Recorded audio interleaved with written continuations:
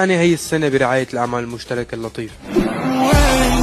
ما بالي غير دمعة عين نركض لناكل خبز، بس الخبز ياكل فينا. لا شك أصالة نصري تطلب عمل وما يجهز لها يعني.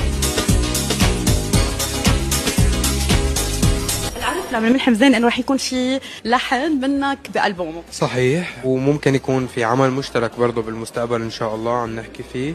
بتشرف. وفي على الأكيد عمل مشترك مع نجم مصري كبير، عمل مشترك مع نجم مغاربي بحبه كتير ومهم كتير. رح تحبون إن شاء الله. يعني هي السنة برعاية الأعمال المشتركة اللطيفة. اليوم طرح على أصالة سؤال وقالوا لها ممكن تتعاوني مع الشامي، قال يلا خليه لحن لي وبركي بنغنيها سوا. أكيد لا شك سمعت. فنانة كتير كبيرة من بلدي وبتشرف فيها، وأكيد عم بشتغل على الموضوع لأنه هي حالة فريدة ومميزة وبده شيء اشتغل عليه ياخد وقته يليق فيها، وأول ما يطلع وعد حتحبوه إن شاء الله. لكن الشغل أكيد لا شك أصالة نصري تطلب عمل وما يجهز لها يعني. تغني ستيلك. إيه بعيونك. أصالة رح تجي على لبنان، أصلا عندها حفل بلبنان.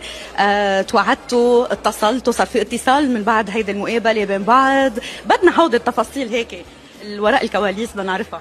صراحة يعني ما في شيء مباشر بعد، ولكن بإذن الله أكيد حيصير، لأنه أعتقد أنه هي مرحبة فيني وبموسيقتي، وأكيد هي عادتها يعني